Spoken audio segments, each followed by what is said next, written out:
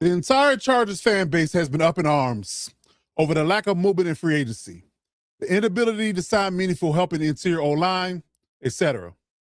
All that frustration has largely been directed at one man, and that man is Joe Hortiz, the GM of the LA Chargers. Well, I'm here to unpack why Hortiz has been operating the manner he has in my latest video called The Hortiz Plan. Let's get into it.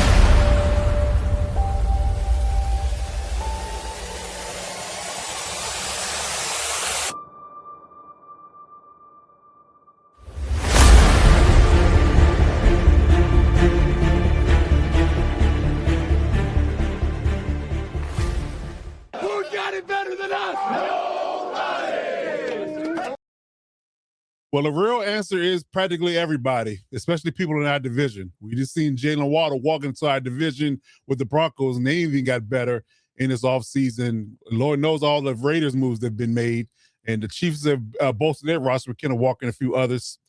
But the Chargers have pretty much stayed pat and haven't made any meaningful splashes, and they had more cap space than everybody but the Raiders going into the offseason, right? So, we've been all over social media.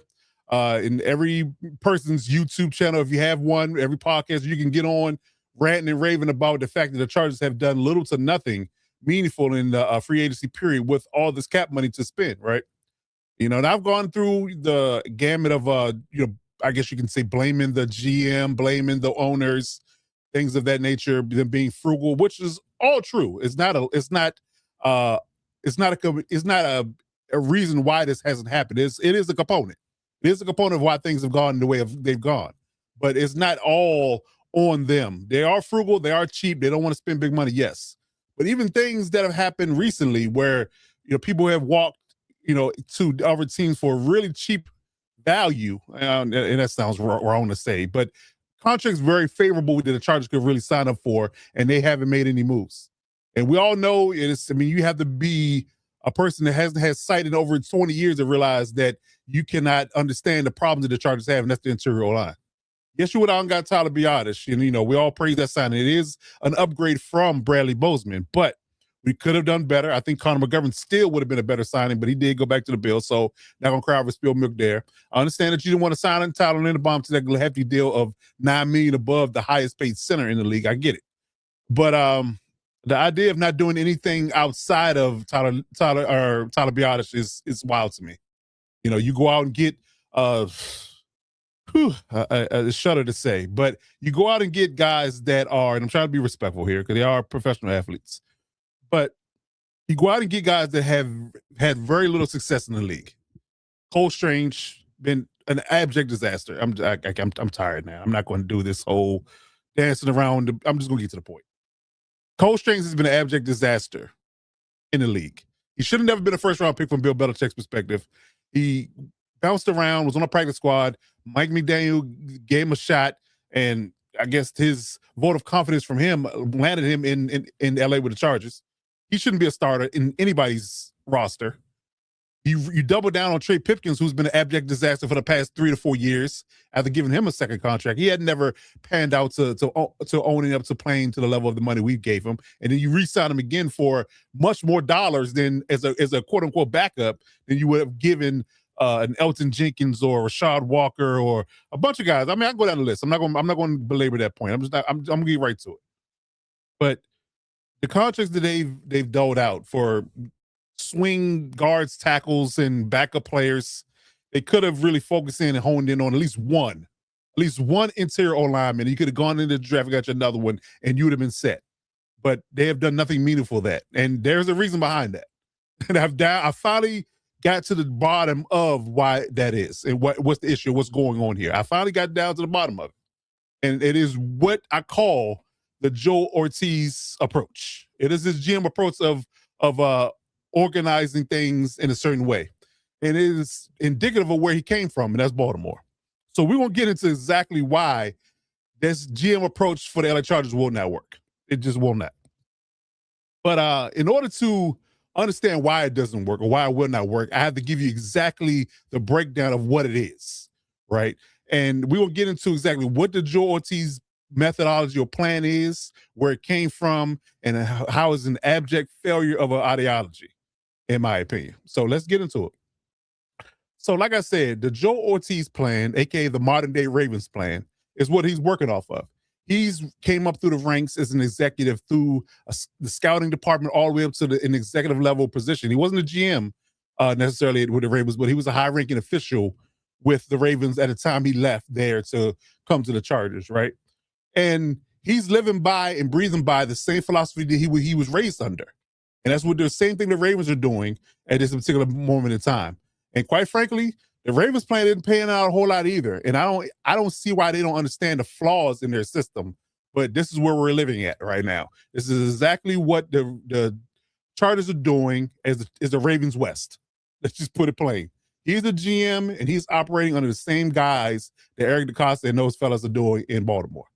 And it's a failed ideology, and I'm going to tell you why. So what is the Hortiz plan or the Ravens East plan? It is to draft. It is to develop.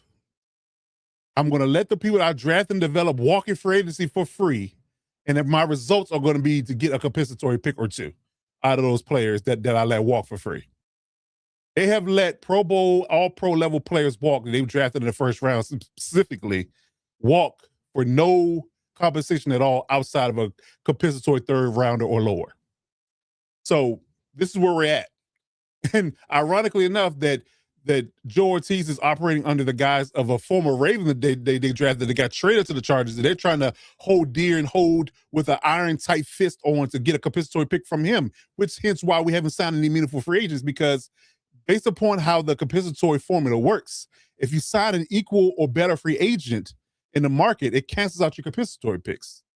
So he's holding near and dear and true to this formula that I have to have these compensatory picks in order for this formula to work, and how we want to operate and how we want to interchange and intertwine the idea of having these compensatory picks for the guys that have left in free agency and gotten bigger deals.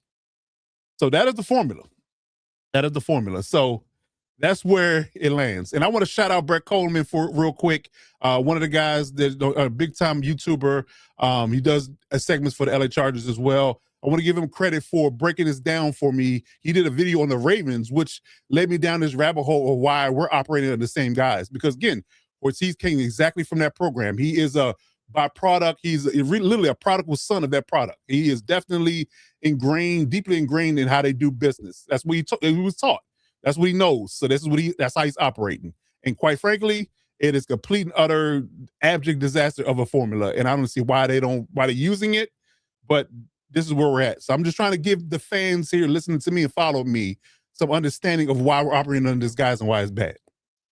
So like I said, shout out to BK, man. I appreciate him, giving me that insight, and I can get down to the bottom of the brass tacks of why we're doing this. Because I have I guess you can say, a obsession of finding things out, trying to figure out the logic behind things.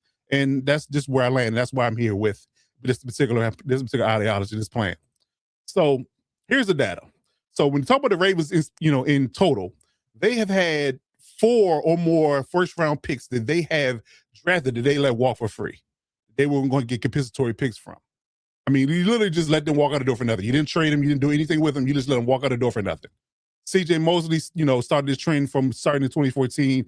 He was a first-round pick. He played under one contract and walked in free agency for nothing. Patrick Crean drafted a big 4 years later to be CJ Mosley's replacement. He got drafted. He walked for free to the rival. Adafe Owe, who drafted in the first round, traded to us. Now we're holding, with iron clenched fist on to his compensatory value, not signing anybody to help Justin Herbert for his compensatory pick. And then they let Tyler Linderbaum walk for free to the Raiders of all people, and they're staying pat and they're not doing anything big because they want the compensatory pick from him. That's what they're doing. Which in the broad stroke of things, if you get the, I guess you can say, golden third round pick for these particular players that you let walk for free, what are the odds of a third round pick panning out to be as good or better than the player you let walk for free? It's very slim to none. And Slim is on vacation. It is very slim. I don't get it. And quite frankly, if you look through the history of the Ravens in general, because we haven't got down far enough in our tenure with Hortiz to really get any data. But if you look at the Ravens' third-round picks, their compensatory picks in the last 12 to 13 years, none of them have panned out, and none of them have signed another contract with the Ravens. So again, why is this a formula that you think is going to be a working formula? I don't get it. I really don't understand it.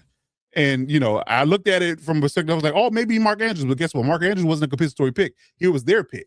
He was their third rounder that they got picked up on. He was the only third round of noteworthiness that they picked in the third round that has panned out, air quote, and have gotten 2 contracts out of the Ravens that is still there. But yet again, he was their pick. He wasn't a compensatory pick, so they didn't even count in the formula anyway, so that doesn't matter. But he's the only third round pick that you can look at and say, hey, he's a star, he's a Pro Bowler, he's been solid for them, he's been there for a while, and they'd be able to retain him. But guess what? Isaiah likely was a compensatory pick later on, and he let him walk a free agency. But again, we can go on all day about how these players have not worked out. But holistically, maybe outside of maybe 1 or 2 outliers, maybe that and maybe not, this formula has not worked. It has not. And Joe Hortiz has brought this formula to the Chargers with the same type of reverence for it and thinks it's going to work here in LA, and it's not. And quite frankly, in LA, you're dealing with even more of a robust market because LA and California is a whole different tax bracket, whole different level of money you're dealing with, So, in all honesty, you're even worse off dealing with this particular formula in LA than you are in Baltimore. That's just what it is. But that's the issue. That is the issue. So that's what we're doing, and that's why we haven't made any moves in free agency. And it is a travesty of justice. It really is. It really is. It's a flawed and irresponsible way to do business. I don't really think it works, and I don't see how or why it ever could work. In all honesty, because these are the flaws. You get very little meaningful free agency moves, which we've seen, and the Ravens aren't really big splashes in free agency either. If you look back at the history, you ignore the glaring needs, i.e., interior O-line for us, and it was a robust market for interior O-linemen in this particular cycle, and they did nothing to address anybody that's going to be a starter, right?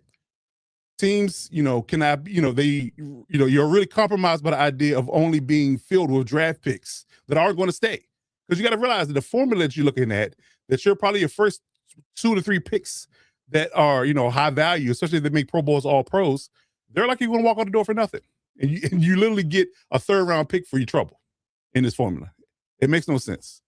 You run a risk of losing high value players in this formula. Again, they lost Tyler Linderbaum, they lost Patrick Queen, they lost CJ Mosley, Odafe Owe, just to name it. I mean, again, and they couldn't develop Odafe Owe anyway. He played his best year with us, and he walked to the Commanders for $100 million. Yeah, draft and let walk for nothing. Because I promise you, the likelihood of this now at 4th round pick that they might get for Odafe Owe, what will it actually be? Name how many 4th round picks that we've gotten or anybody else has gotten in the recent history that has been an all-pro level player. The odds are not there. You might hit, but it's like playing a lottery. The odds are not good. They really aren't. They make it seem like it's all nice and shiny, and you can draft a undrafted guy, or you can pick up an undrafted guy, you can pick up a guy in the mid-rounds, he'd be a Hall of Famer. Very slim to none. You count on one hand typically for a franchise of those guys that panned out. I mean, just look at it. Undrafted free agents for the Chargers specifically, Antonio Gates. And that's where it stops.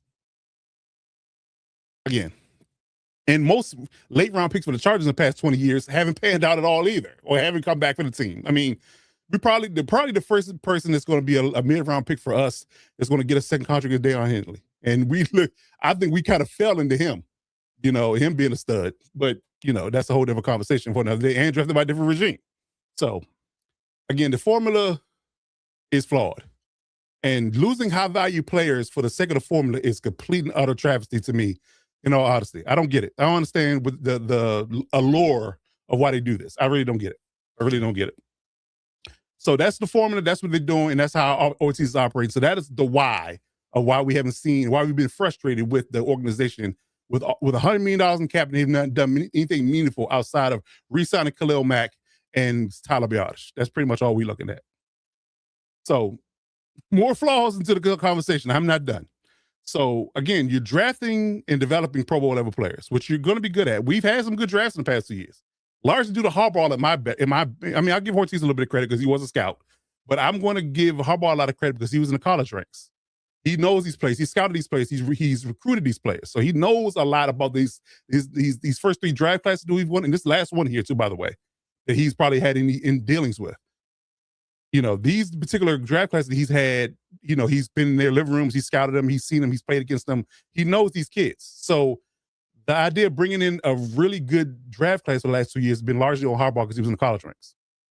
So you're drafting and developing these guys and letting them walk for free, which is a complete and utter, I just don't understand the logic of that at all. 3rd round picks are hardly ever making any impact.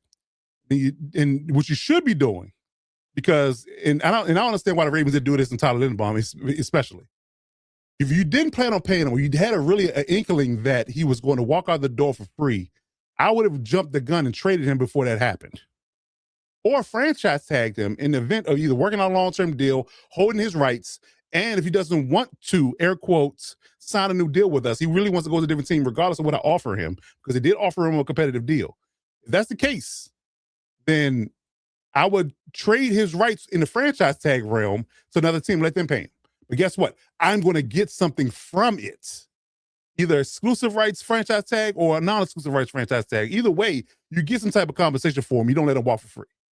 And that's something you probably can get something that you really need instead of a make-a-wish type of 3rd round pick that you may or may not hit on. It just doesn't make any sense. All for the love of compensatory picks. This fascination with compensatory picks is wild to me. And it hasn't worked out. And if you look at the Ravens, especially, this is where it comes from, this is the crux of where it comes from, you have to understand that they haven't fulfilled their potential either under this formula. They've fallen short. And I think it's largely due to this formula they're operating under. They just don't hold on to their players long enough to be able to cash in and make it to the Super Bowl. They've been close. But they have not. I mean, they had a prime candidate in 2023 to make it all the way. They had the perfect roster, the perfect coaching staff. Mike McDaniel was over there. He's won the Super Bowl now. Zach Orr was the linebacker coach. Harbaugh, Zach Munkin was the OC. Lamar won the MVP. You had all things lined up for you, and they still fell short because they couldn't get it done in the playoffs. So I would argue that this particular formula does not work. And we're staring down a barrel of doing the same thing the Ravens have been doing for the last several years. Being good, being relevant, but guess what? It's always going to coming crashing down in the playoffs. It's always going to come crashing down. And that's the problem. That is the problem. So what is this going to mean for the Chargers at this point? I think this is going to mean from now and going forward that we're likely not going to make any major free agent moves, no matter how much money that you have in free agency to spend. Like I said, I started with the top level with the owners, and I want to spend big cash, big guarantees, because that was a sticking point with Tony Jefferson for some reason. Now he's back, by the grace of God. But, they haggled over $2 million in guarantee money for him, and he earned that. I would argue he earned $5 of the $6 million in guarantee money. But he only wanted $2, and you wouldn't guarantee that at first? That's insane to me. But again, that's a problem at the top. But they still got that done, so I'm not going to cry over that. But yet again, they don't want to spend big money at the top. And then you got the intermediate level at the GM level with this formula that does not work with these compensatory picks, them valuing 3rd or later round picks over high value talent that's likely not going to pan out. You're going to take a 1st round and let him walk, who is a star, a bona fide star. And I'm going to paint a picture for you in a minute that's going to scare you a little bit, but this is what we're looking at. So you're going to let a 1st round talent walk that's a star. He's been a 4-year starter for you, maybe 5. And you're going to let him walk for free. Or a 3rd round pick that you likely will draft that won't be the same as talented, because that's why he's the 3rd round pick. He likely won't make a second contract or a Pro Bowl or an All-Pro, anything of that nature. And that's the value you want to run your team under. Make it make sense. The math isn't mathing, ladies and gentlemen. I'm sorry. It is not happening. Again, this goes back to the idea of valuing these 3rd round picks, and they never pan out. You fail to improve your roster in a meaningful way. You're squandering opportunities that competed for a championship, and you're ultimately failing on Harbaugh's promise. He said he's going to get Herbert to the Super Bowl. And under this guise of the cheap owner, the GM with this formula that he won't move off of, and you're not able to build a real-life championship roster, because I promise you, everybody that's won a Super Bowl in the last 10 years have not operated under this guise. And it's worked out for them. It's definitely not working out for us at this point. So something's got to give. Something's got to give. And if you want to look at it from I guess you could say a broad stroke of a conversation, you drafted Joe Alt in the first year of Hortiz and Harbaugh. He's the 1st rounder. Drafted Amari Hampton with the next draft. Can you imagine in 2 to 3 years, let them walk out the door for nothing and just getting a third round pick back and doing nothing in free agency either to replace them? That's scary. That is scary, right? That is scary. Now, mind you, you might have a shot, although you're already paying Rashawn City. You might have a shot of Alt because they did resign Ronnie Stelling to a deal. That's one first round pick that they drafted. They didn't let walk because, again, that's your left tackle. You kind of have to do that, but you already have a left tackle. He's being paid. So they might let the right tackle walk thinking they can replace him. Who knows? But that's scary to talk about. A generational level running back, a generational level tackle that you're going to just let them walk and I'm just going to get a third round pick back and be okay with it? It's a bad omen. It really is a bad omen. It really is. So I don't know what's going to happen, but I don't like the trend that's going on here right now. And that's just the math of the conversation, but I don't like it. And something's got to have to give. It really is. Or we're just going to be frustrated every single year because we're going to be swinging at nothing and wondering why we can't win playoff games. That's just it. That's just it. So now we have to ask that question: is Joel Hortiz the answer for the Chargers? Like I alluded to earlier, the Ravens have fallen short under this plan. Will this be the same fate of the Chargers? I will argue that it will be yes. And will the Chargers ultimately need to find another GM to get over this hump and get out of this ideology? Because if he's going to hold true to this stance and not pivot off of it for the sake of the roster and making it better, because I'm be honest with you, there's no conversation that you can sell me that's going to tell me that I want to sacrifice signing an interior O-lineman or two when I have the money to do it, and they're very friendly contracts that I can get out of, in a couple of years if they don't pan out for some reason, and protect my quarterback, my franchise quarterback, who I'm paying $50 million a year to, and for the sake of a third round pick that's never going to play in meaningful football for me. Doesn't make any sense. It's not going to do it. So, and to be honest, the really aggressive and younger, because Ortiz is a little bit on the older side. The really aggressive and younger GMs are the one that's winning right now. The younger guys are winning, coaches and GMs. The old dogs, they're falling short. They're falling short. So it might have to come to a time and a place. Remember, I said it. We're talking March 20th in 2026 that I said that if this does not work, which I likely not, if you're going to hold true to this formula, we might need a new GM, or we're just going to be the Ravens West in the last 14 years. Because they haven't been in the Super Bowl since, 2012? Yeah. So, might get close, but there will never be a cigar, ladies and gentlemen. I'm sorry to tell you.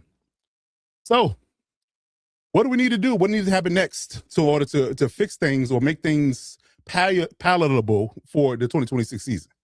At this point, I don't see anybody outside of Kevin Zeitler, as the recording of this video, there's anybody that's even worthy of signing in the interior. And he's 36 years old. He will be 36 years old this year. So you only get 1 to 2 years out of him at best. Yeah, that's a problem. So I think the first thing and the only thing you can do now going to the draft, you have to draft the 2 interior linemen with the first 2 picks.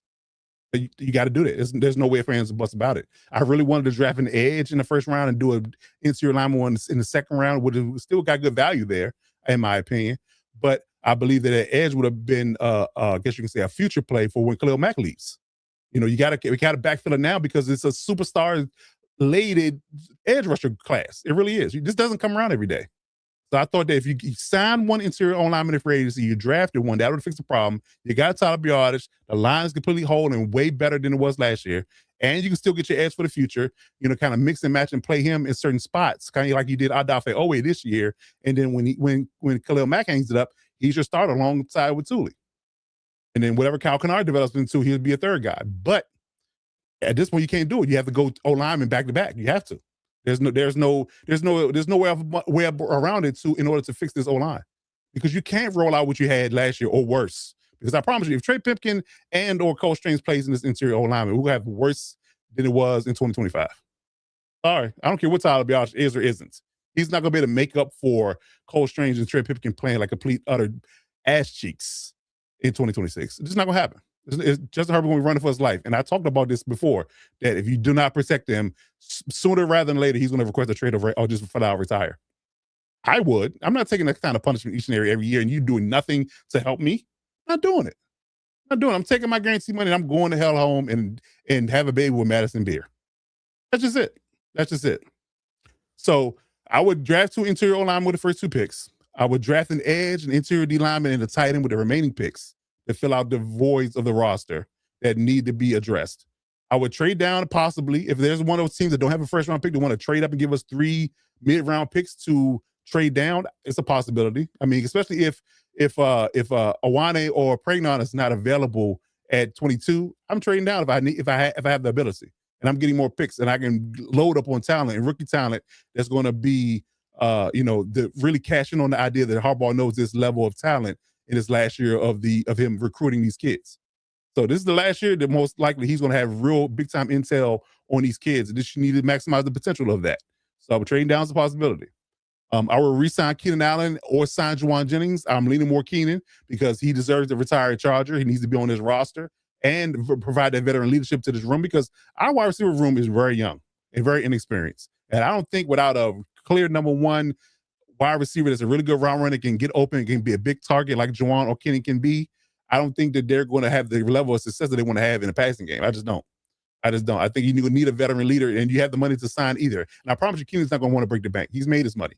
He just want to retire the Chargers. He wants to play with the Chargers. He said it. He wants to play for the Chargers the rest of his career. So give him, $5-10 million guarantee, 5 base and 5 incentives, and let him play this season. Just do a year-to-year thing until he's ready to hang it up. And or sign Juwan Jennings, a big target that guy just knows how to get open on the outside, a big time X receiver with big catch radius ability, deeper level of route running ability than some people on our roster have. Because honestly, you got Quentin who's inconsistent. He had a great year last year, but he's inconsistent. Ladd is a smaller guy, slot guy. Can't really rely on him to be a number one, either one of them. And Keandre and Trey are still developing. So you need a veteran guy that can literally take the pressure off and get open when he's facing press man and these legit corners that we have to face in the AFC. Your Stingley's, and we'll have to deal with McDuffie no more, thank God, but Patrick Surtain, those guys, Christian Gonzalez, those names. You got to deal with all those guys on a regular basis, and you need somebody to get open. So I would resign Keenan or Juwan to help this roster out and help guide these young guys and develop them even more so in year 2. I also go out and sign LeJerry Sneed. He's the only cornerback on the market that I really trust that can come in and plug and play man or zone and be really good asset to this roster. Having him, Dante, Cam, and Tarheeb in that level after the safeties we brought back, I think that's a real legit secondary for Chris O'Leary to coach. So I'm bringing him in if he wants to sign, offer him some money, 1 or 2 year deal, see what he wants to do since he got let go from the Titans. It might be a cheap deal because they let him go and he still got his guaranteed money. So he might not want to break the bank either. So I will call him and bring him in today. I would do that. And that's going to fix your wide receiver need and your cornerback need, and the draft will take care of the rest. And we can roll and do things in a proper manner. But outside of doing that, man, we got problems and they're going to be fixed with this formula. I'm sorry to tell you, Joe, this formula doesn't work, man. It really doesn't. And I need you to pivot off of it and do things in a more modern way, because if you don't, you're going to let this team down and let the fans down every single year in and year out. That's just the way it is. Just the way it is. So, all right, man. So we're going to get into what's next for the ESP real quick before we get out of here. Next week, I'm going to do a couple of mock drafts for you video. I'm going on vacation the week after that. Might have some content for you if I can get it recorded. If not, I will do the mock drafts for you before I leave. It's a little bit of a down period before we get into the draft. The lull of free agency, all the guys are pretty much signed, and the draft is, a month away. So a little bit of slow period, but I'm going to try to get as much content out there for you as I can as it drops. But I'm definitely going to do 2 mock drafts for you next week. I'm going to do one as a standard with no movement. All the picks we have currently, the 5 picks we have, I'm going to pick. I'm going to stick and pick and at the levels where we're at and try to get the best players. And then I'm going to do a trade down scenario. One of the teams that doesn't have a first round pick, I want to pick them and try to get as much draft capital I can get back from that first rounder and pick with those particular, I guess you can say, extra draft picks and see if we can't get some real good talent in here to build this roster for now and the future. So we'll see. Because, they have no problem checking draft picks. They have no problem with that. They seem to do well at that. So let's lean into it if we got to do it, man. We got to fix the roster some kind of way, man, and get better, because the division has gotten better all together. And if we're not careful, we're going to get left behind as Chargers fans. We are. So that's where we're at, man. So hopefully everything works out. But so look forward to the mock draft next week, and we'll get things rolling, man. But if you're looking for the Electrifying Podcast on eSpace, we're on YouTube. Please hit the subscribe button to support our podcast movement. Hit us up on our social medias if you have any questions about Chargers news. We can be found on Twitter, Instagram, Facebook, TikTok, and Gmail. The handle is Electric Shock Pod with no K, Electric Shock Pod with no K on all platforms. So please get at us for all things Chargers. But in the meantime, between time, you got to do one thing and one thing well. You always got to remember to boat up.